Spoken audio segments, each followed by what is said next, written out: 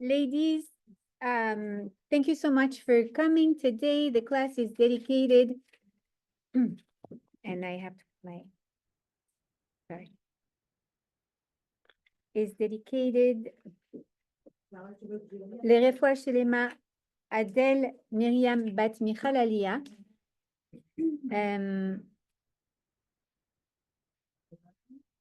Miriam Bat Frecha, Uri Israel Cohen Ben Shiran, Leilui Nishmat Rav Shalom Dovber Ben Eliyahu Akiva, Moshe Ben Eliyahu, and Bayel Leah for the merit of her fiancé because she got engaged and soon married, Bezrat Hashem.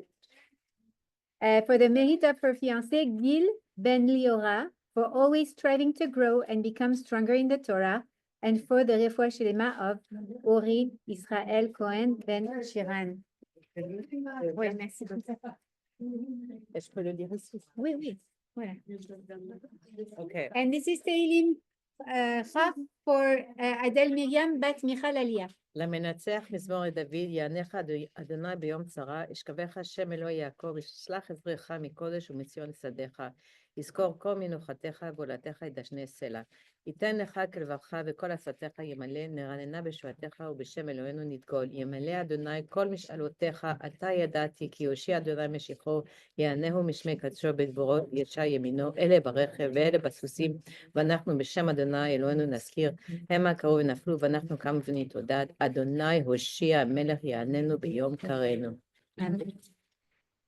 Ladies, we really need to hear good news, Bezrat Hashem.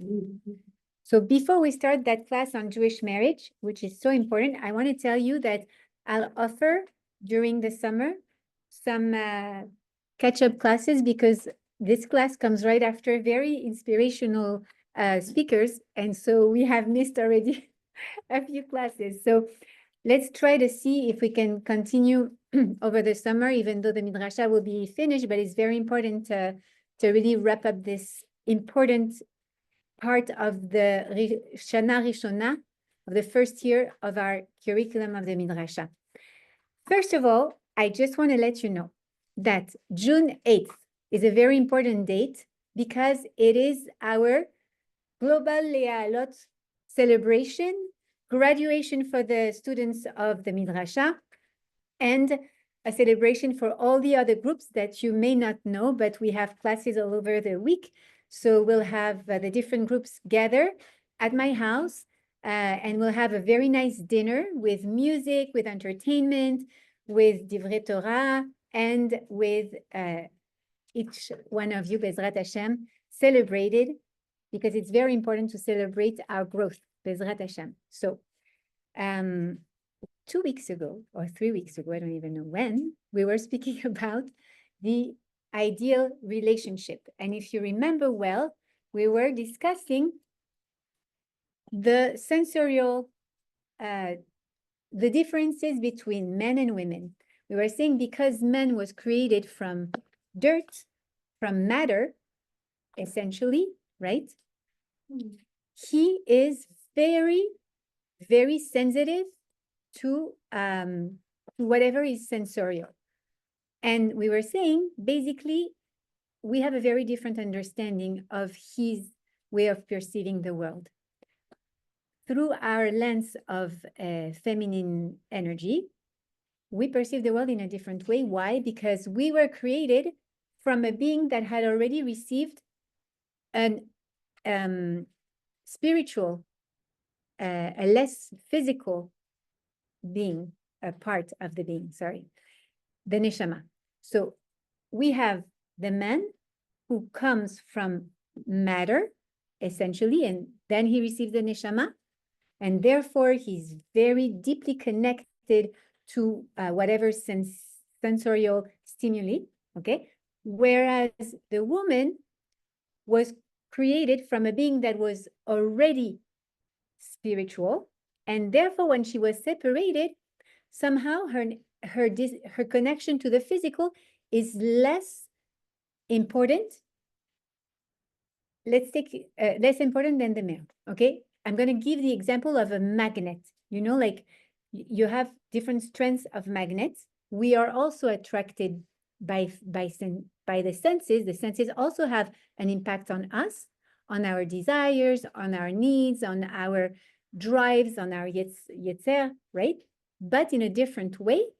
Why? Because it's just a different power of magnetic attraction, okay?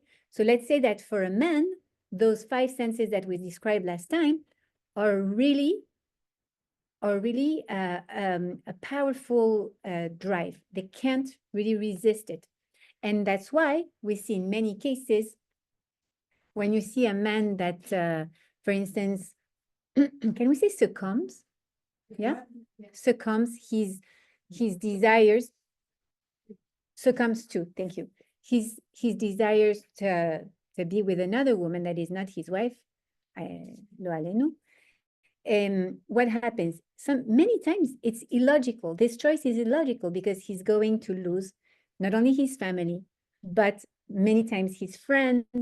He's ready to lose even his business, his everything. There is no logic in this. What happens is that there is a desire that is stronger than logic for him. This is just an example, but it's so important that in the Torah, we put a lot of barriers to avoid this type of situation. And one of them is the barrier of the eye, for instance. Many times you will hear that we have to pay attention to be shomer enaim. What does it mean? Like to watch what you're looking at. Why? Because sight for men is one of the most important sense. It is, we know that the eyes are the window of the brain, right? Of the emotions, of the brain, of the intellect, of the neshama. So whatever comes through the eyes has a very deep impact. And for men who are extremely sensitive, much more sensitive than us to what they see, well, they are extremely easily attracted. And it's a drive that, again, they cannot control. It's beyond their ability to control. So that's why there is this type of shomer enaim. That's also why when a woman is a nida and she's in that state of spiritual impurity and she cannot be intimate with her husband, what happens is that the Rabbanim said, you know what, if there is this drive that is uncontrollable from the man when he sees something, right? Then we have to make sure that during that moment where the woman cannot be with her husband, she shouldn't show places of her body that are usually covered, that are considered parts of the body that are arousing desire, if you know what I mean. Okay? So that's why there is a series of laws that are called the achakot, and we're going to see together that they actually follow a certain logic of protecting or being shomer, those 5 senses, trying to get those 5 senses less stimulated for the man so he can access a part of the relationship that the woman needs, which is the emotional connection. Women need emotional connection in order to open, to be vulnerable, to be connected, to be one physically even with their husbands, right? But from the moment that they got married and they have this intimacy, for the men, it's very difficult to be able to fight this natural desire for her.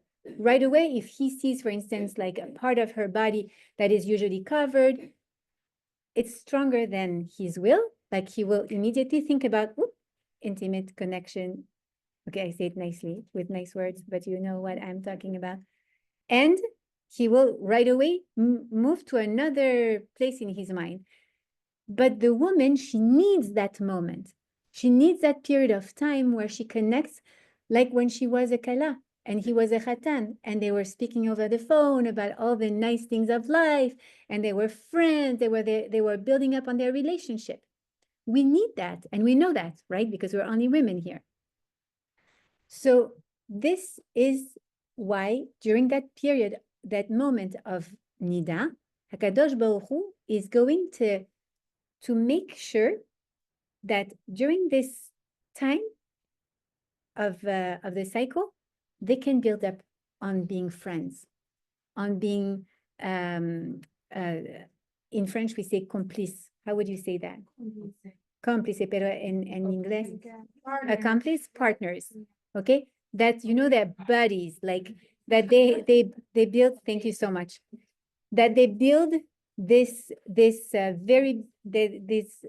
bond, that complicity. Oh, great. This complicity, okay. Sometimes we look for words that are very complicated and no. So that's the moment where we want to build that. Why? Because right after that moment, she goes through the 5 steps of Taharat, and then she ends in the mikvah, and she has to be with her husband. But if there is no complicity, if there is no strong bond between her and him emotionally, she will not appreciate. She will have a headache every night. You know what I mean? I can't, I'm sorry, like I have a headache. I can't tonight, right? Well, the truth is that it's not a matter of headache. It's a matter of, does she really desire being one with him? And for that to happen, she needs to be one with him emotionally. She needs to feel that he makes space for her, that she feels heard, she feels recognized, she feels important to him. That's how she will open up and let him enter her world, okay? So we saw that the eyes are actually a way for men to connect, and that's why to connect physically, right? So that's why during that moment where we are nida, we try not to show parts that are usually covered, right? And even the hair, by the way. But when we are not a nida, this is when in the very intimate bedroom, we should use the eyes to create connection, okay? So the same way we want to lessen the stimuli, the physical stimuli during nida. When we are not nida, we should use whatever was considered one of those achakot in order to connect to him. Another sense. So we saw the sight, right? What else do we see? What else do we have? What are this sound? Okay, so audition, right? That's another sense. How are we going to lessen the audition, the stimuli of the audition? So what? Ah, no, sorry, I thought you wanted to share something. So it could be, for instance, you know, we say that the voice of a woman when she sings is something that arises the desire for a man, and that's why we don't central, and that's why the men do not listen to other women's voice, right, when they sing. And that's why, like in the frum world, there are singers that sing only for women, and no man is should be allowed to listen to them, right? What happens when we are in Ida? Even if you don't sing well, because I have a friend who told me once, no, but listen, I sing like that, so it's okay, I can sing in front of my husband. I'm like, no, even if you sing like that, singing creates a connection that is deeper than everything. Music is something that elevates the connection. And that's why also, I think we learned it was it with Sarah that we learned about the power of music at one point during one class? I don't remember who it was with. I don't remember, but I think we learned it during the Midrasha. Anyways, no? Oh, yeah. Rabbi Masri. Okay, yes. It was with Rabbi Masri. Okay, so we learned the power of music. So when we sing, when we speak, it's different. But when we sing, there is that music that actually takes our energy and multiplies the power of connection of that energy. And therefore, same thing, when our voice can be listened in a separate way by our husband while we are in Ida, it's not something that we do, okay? Why? Because it's going to bring him to a place of physical connection. And during that time, what we want is emotional connection, because we want then, in 12 days from now, to be physical. But if we don't have the emotional, we won't desire the physical. What does it mean when we are not a nida? It means that we should use our voice to connect, sing together, sing in your shower, sing in life, in your house. Why? Because this song, this voice that we have is actually a way to bring connection and physical connection with the husband. So I love the idea that when we read the laws of Achakot, we could see, oh my God, this is so limiting. But the truth is that no, it's just teaching us what is the ideal relationship. How can we really connect, right? When we are not Anira. So that we have to flip the way we perceive the Achakot and learn what it is to have a perfect relationship. Another sense that we have, Dr. Rosanel. Touch. Ooh, touch is a very powerful sense. Did I share with you last time the MIT? Yes. Yeah, okay. So I won't go back on that, but touch is a very, very connective sense, to the point that we use touch to alleviate pain. There was a science survey that was done in the MIT a long time ago. I shared that once with you, and it showed that it actually lowers the sensation of pain.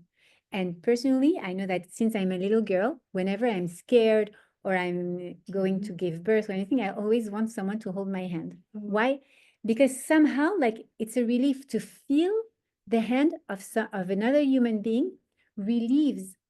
It makes you feel connected, and it makes you feel more appeased, and you don't feel that pain as harsh. Okay, that survey, that science experiment that was done showed even that even if you don't know that the hand that is being given to you is the hand of your loved one, your body recognizes it, and it also appeases your heart even more. So it was very interesting to think that we don't need to even know that it's the hand of the husband or the wife.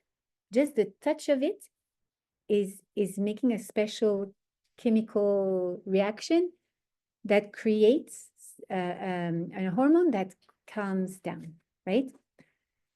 Okay. Then, so that's touch. So touch, we could think, okay, touch is sensual touch that is connective. No, any touch is connective. And if you want to be my husband for 2 seconds, even that touch, I'm just passing a glass, a cup. How connective can it be? For us, it's so not connecting, right? But for the person who is a male and who is extremely attracted like a magnet, again, think about that magnet, by the senses, touch can be so powerful, so powerful. Imagine the laws of Shomer Negia. They have been created in order to avoid disloyalty in marriage. Okay, why? When I touch the hand of someone, is it going to make me think, okay, I'm going to leave my husband, I'm going to go somebody else? No. But for a man, the touch can be extremely connective and bring him to a desire of physical connection. This love is not for the husband and wife. In general. No. So this is inside of our relationship, but I'm explaining that the fact that it's so connective. When you're an Ida, you can pass the cup even to the biggest rabbi. That's not a problem. Yes, you can. You can. I know the voice, know how you dress. Like No. That's only with your husband. Because why? Because your husband and yourself have your neshamot are connected as one, right? So your power of connection is like high definition, like it's the high resolution of Wi-Fi, right? You even like just a very slight touch, just even like today, not a lot of men put the tie, right? But I remember when I was a little girl, my dad would go to the office every day, and my mom would tie his tie, right? And this is also a very central thing for a husband. Yeah. When you think, okay, you hurt yourself, give me a little massage here, it hurts. This also, for them, it's connecting. For us, we're just helping because he has a boo-boo or something, right? You're putting a Band-Aid, you're putting a cream, an ointment. You don't think that is going to connect you physically to him. But for him, it is, just because he's wired differently. It's just a different type of wiring. It doesn't, touch is very special. And if you want to read about touch, I invite you to read a beautiful book of that is called The Magic of Touch. And I'm going to give you the name of the writer soon, the author. Yeah, Mendelssohn, Gila Mendelssohn. Thank you so much. No. She's a from lady who wrote about the magic of touch, and it's very interesting. But yes, when we're speaking about the husband and the wife, even a slight connection of the senses is different because you are one. So because you are one, you just need one little spark and whoop, the fire takes right away, right? But what does it mean? It means that when we are not a nida, we should touch. We should be sensitive to the touch of our husband. And he should be sensitive. He is very sensitive to ours. When someone comes back from the mikvah and the husband opens the door and he puts his hand to invite her in, the woman, the wife who just got out of the mikvah should feel the touch. How does it feel to touch the hand of your husband, the skin of your husband? Connect through the touch. Be mindful that, yes, you are passing him a cup, but the truth is that you're also touching his skin and something is happening there. There's magic in this touch. We are so used to being together that sometimes we don't realize how magical it is to rediscover that sensory connection with him. And when you button up his shirt, or when he unzips those gowns that I don't know why they always put the zipper that you can't, unless you're very good in yoga, you can't take away the zipper on your own, right? So ask him, can you unzip?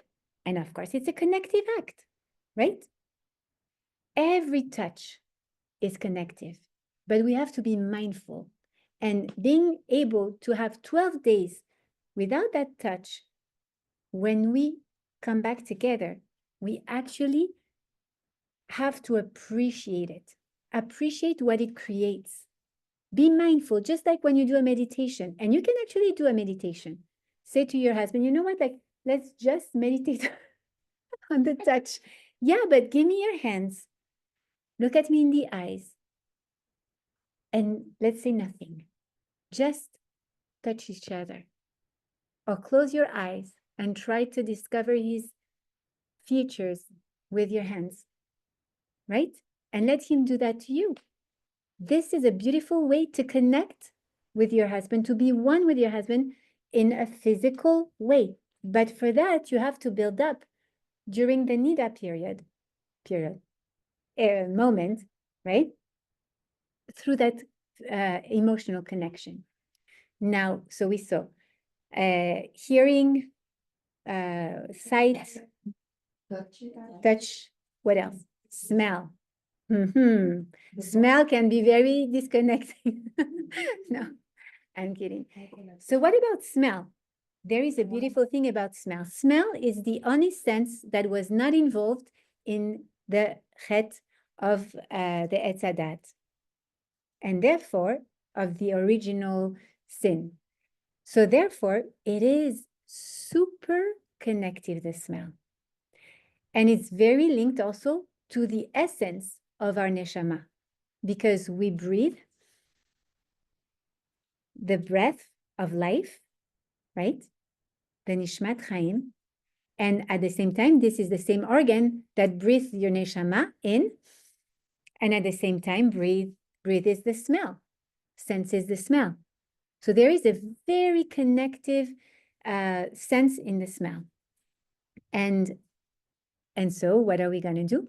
Well, smell is very attached to memory, okay? You come back home and you smell the chalot and you're like, oh, it's Shabbat. No, it's Wednesday. Yeah, but it smells like Shabbat, right? Because the smell brings you to another place in your imagination. And therefore, it's very easy for men to get lost in memories of physical connection with you. If you use the same perfume during the moment where you're physically one, or during the moment where you're emotionally one, or building up on emotional connection. So therefore, our Rabbanim said, you know what? When you're a Nida, find another perfume. A perfume that you don't use when you're just one physically. Why? Because therefore, you will not bring him into physical connection, and he will be able to be there for you emotionally. That's smell. And the last but not the least is taste. Taste implies also food, right? There's a lot of things that we learn from Disney. One thing that I remember from when I was a kid was The Lady and the Tramp, right? That's the name in English. La Belle et le Clochard. When they go to the Italian restaurant and they share a meal of spaghetti, right? With meatballs. And the spaghetti, they all eat from the same plate, and they end up kissing each other. So when you share from the same plate, we don't really realize, but there is an exchange of even of hormones. Like, do we say pheromones? Comment ça s'appelle, Rosine? Dans la salive et tout ça. C'est des phéromones? Non, je sais pas. Bon, and I don't really know, but it's exciting. When you kiss, as they say, the French kiss, okay, there is an exchange of saliva, and this is exciting. But same thing when you actually eat from your food, right? You share from the plate. So same thing, the Rabbanim said, you know what? Because we want them available on an intellectual and emotional level. So what do? During those days of Nida, we don't eat from the same plate. We eat from two different plates. We are allowed to serve from one plate into different plates. If you're going to a place where it's a buffet, obviously, like, you're allowed to. If you have salads of Shabbat on the table, you're allowed to use the same plate, but it's not in your plate. You use the same serving plate, but you serve yourself in different plates. What does it mean? It means also that when you are not a Nida, share food. I don't like it. I have to tell you, my husband tells me, like, it's so ridiculous. We've been married for 20 years and you don't like me to eat from your sandwich. And I'm like, yeah, I don't know. I don't like it. But that's my thing with the germs. I think, I don't know why. But it is actually very connective to share an ice cream. And if you don't want to share the ice cream, then let's go and buy 2 ice creams. That's what I tell Arnaud. Let's go for 2 ice creams. But eat together, enjoy together, share what you have to eat, right? There is something also about wine. That's a law that is very specific. We're not going to go into that today, but and if you want to know more, I will send you all the information written, because this is more like like an emotion class, like ashkafic class on the topic of marriage. We're not going deep into the laws. Another thing regarding the taste is, regarding the taste, something that I forgot to say regarding the eyes, the sight. Our Rabbanim say, when you're a Nida, don't open the bed for your husband, and he should not open the bed for you either. In front of him, you're not allowed to make his bed, but you are not even allowed to open the bed for him, or him opening the bed for you. And when I learned that, I was actually training to become a Kala teacher. And I was like, wow, I never did that. I never opened the bed for my husband. The hotel does, and I like that. And so that night where I learned that, I went and I opened the bed for my husband. I put a little chocolate because I thought like it was like cute to have like a hotel style. And you know what? He was very touched. And after that, every Tuesday night, I give a class and I come back usually very late at home. And whenever he can, he opens the bed for me. And it's a way to say, you know what? I went and I thought of you. I wanted to tell you that I didn't go to sleep not thinking of you. It's a way to show, you know, like I invite you to come. I'm thinking of you. This is our place. I love you. And it's such a beautiful way to say I love you. You know, like you just uncover, you just pull it, fold the duvet cover. It's nothing. Yeah. They're supposed to. But you know what? Because I did it, he did it because he thought it was cute. And my husband is very like old school, so it doesn't picks on things that are very cute in a nice way. Sometimes he doesn't notice that I make things that are very cute. Maybe it was because of the chocolate. No, no, I'm kidding. Because he doesn't bring me a chocolate on my bed, and thank God, because otherwise our duvet cover would be really not good. Anyway, so no, it's a way to say, I waited for you. I think of you. I love you. And when you don't always go to bed at the same time, it's a great way to show appreciation to the other. So that's why I love to take a look at the achakot, not as a limitation of what we can do, but opening the book on the other way and saying, wait, that means that when I am not Anida, I could do that to connect with him. And it's such a beautiful thing, whether it's to tie the tie, whether it's to help him like attach his button, whether it's to touch his face. You know, like it says in one of the books of laws regarding the achakot, it says like even doing the thing that we say to the kids, that you take away something from the cheeks, you cannot do that, obviously. But I never do that. Like I would tell him maybe before, you have something here, okay? But no, touch. Why? When you are allowed to touch, touch. Don't miss any opportunity to connect. And that's what I wanted to share with you about the laws of achakot. That was a class from 2 weeks ago. So we have now two options. Either we go and we continue, or because I told Rabbi Abidbo we're starting at 2 p.m. Is that okay? We continue with another subject? You're in? Yeah, you're down for it? Come on, Di. So,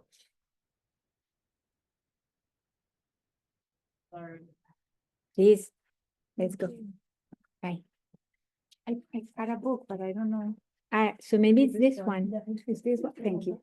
Thank you. Le rabbin, il arrive pas. He's not here. It's on Zoom. Wait. Super.